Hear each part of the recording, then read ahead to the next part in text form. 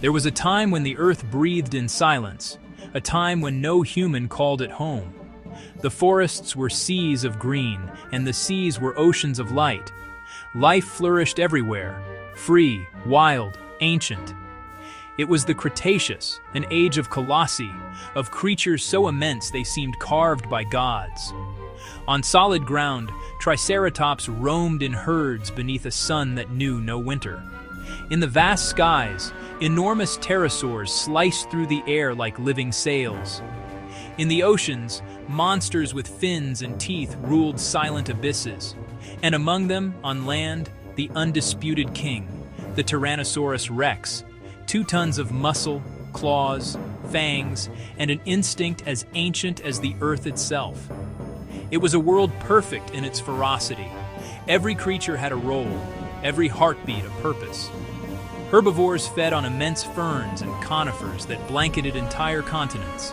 Carnivores hunted at dawn, when light painted blood and dew alike. It was balance. It was life. It was pure power. And yet, even within that harmony, destiny was preparing itself. None of those beings knew that every step, every breath, every glance would be the last of a world. Far above them, in the darkness of space, something was changing. A fragment of rock, born from the collision of ancient celestial bodies, had begun a journey. A journey that lasted millions of years. It crossed the asteroid belt between Mars and Jupiter, silent, invisible, inevitable, and the Earth, unaware, continued to spin beneath its blue sky. Seasons drifted slowly, mountains rose, oceans shifted. It was a living planet, but a vulnerable one. And in that immensity, a single grain of space was enough to change everything. That grain was coming. Beneath the blue sky, the Earth pulsed with energy. Volcanoes erupted along chains of fire. Rivers of lava shaped new continents. Every tremor, every explosion was the planet breathing, a world in constant transformation where life adapted, grew, multiplied. Across northern plains and in broad valleys at the feet of mountains, herds of ankylosaurs moved slowly and heavily, their armored backs gleaming in sunlight like living shields. Farther south, hadrosaurs crossed rivers, their calls echoing through valleys like ancient songs. In swamps, small Compsognathus darted in groups, quick and curious, while agile predators hid among the ferns, waiting. Forests bloomed with new plant species as never before. Insects carried pollen between ancient flowers. In the sky, wings beat that had not yet learned fear. Among the branches, primitive birds experimented with flight. The Microraptor, its feathers dark and glossy, glided between trees while sunlight filtered through leaves like liquid gold. Beneath the roots, tiny mammals lived in shadow, alert, wary, already destined for a future they did not yet know they possessed. It was a world full of motion and voice, of birth and death, a fragile balance suspended above an invisible abyss. Everything worked. Everything lived. That world was so perfect that only an apocalyptic ending could match it. After millions of kilometers, the asteroid entered Earth's neighborhood. It fell into the planet's gravitational pull and accelerated. It passed the orbit of the moon, its trajectory bent toward the atmosphere. Ahead of it, air began to compress and heat. Its surface glowed incandescent. From the ground, it appeared as a streak, brighter and brighter. Moments remained before it entered the dense layers of the atmosphere. Then it became fire, a burning globe, growing minute by minute, traveling at more than 70,000 kilometers per hour. 10 kilometers wide, yet carrying a force greater than any weapon humanity would ever imagine. Its target, the Yucatan Peninsula in present-day Mexico. There, where the sea curves into a perfect arc, destiny was about to strike. Below, the dinosaurs lived their final dawn. No one looked up. No one could understand what was happening. The sky began to change color. Birds stopped singing. Animals froze, as if the earth itself held its breath. Then, the light. A flash that outshone the sun, a roar beyond sound itself. Time stopped. The asteroid crossed the final kilometers in less than a breath. Its trail ignited the atmosphere, turning day into 1,000 suns. And then, it struck. The ocean exploded upward, vaporizing instantly. The impact released energy equivalent to more than 100 million megatons. Earth's crust bent like a veil of sand. Rock melted. The sky ignited. Within thousands of kilometers, nothing survived. A shockwave raced around the globe. Trees bent and vanished, burned in an instant. The air itself became flame. In the sea, a wave rose more than a kilometer high. Fragments of rock and metal were hurled to the edges of the world. Tsunamis crossed oceans, sweeping distant shores thousands of kilometers away. The seas rose, then withdrew, taking everything with them. The planet became a scream, but it was not over. From the sky, fragments of fire began to fall. Rocks blasted into space by the impact, now returning incandescent after circling the globe. Small stars raining down by the thousands, illuminating a newborn darkness. First isolated flashes, then an unbroken storm. Day and night merged into a single inferno.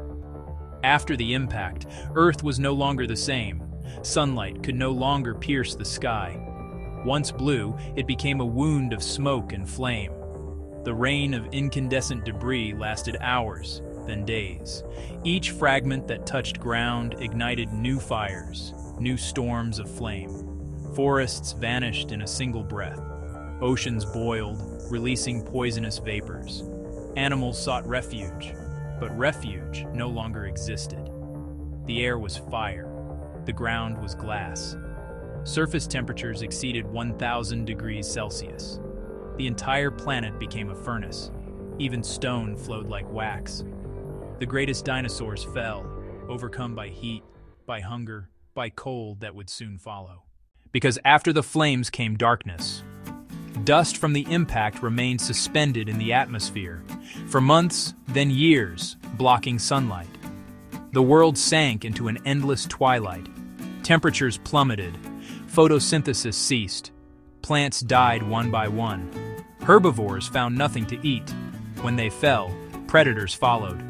The mighty Tyrannosaurus wandered through charred forests, searching for prey that no longer existed. Triceratops, once majestic in herds, stood alone, slow, exhausted, consumed by hunger and cold. In the oceans, algae vanished. Food chains collapsed. Ancient marine monsters disappeared into liquid silence. One by one, the giants faded, not in a single day, but through a slow, merciless ending. Yet beneath the ash, something still moved. In rivers, in burrows, in mud and hollow logs, small lives endured. Insects, amphibians, mammals. Forgotten creatures no one had ever noticed. Hidden in darkness, they waited. And in that darkness, the future began to form. Years passed, then decades. Dust slowly settled. The sun filtered weakly through fading clouds. Ice began to melt. A new world emerged. A world without dinosaurs. A world waiting to begin again. At first there was only silence, then a breeze. A gentle wind lifted ash like golden dust. Pale sunlight warmed the soil. Rain fell, washing the blackened earth. Water seeped into cracks and found forgotten seeds. And those seeds, against all logic, sprouted. Life returned slowly, timid, fragile. Moss on stone, ferns among burnt trunks, small flowers opening petals toward a new light.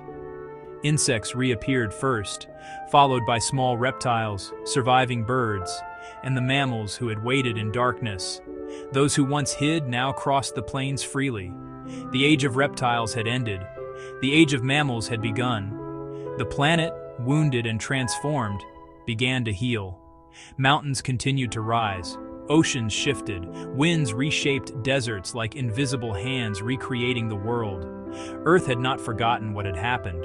It carried the memory in its rocks, its fossils, its buried bones. Every time we walk upon a mountain or pick up an ancient stone, we walk upon the memory of that day, the day the world stopped. The extinction of the dinosaurs was not merely an ending. It was the spark that ignited the next chapter. From that destruction came the seeds of our own story. Millions of years later, on those same lands, creatures would appear capable of looking at the sky and asking where they came from. Creatures able to remember, to build, to dream. Us. The impact did not destroy life, it transformed it. And in that single second of devastation, a new era began.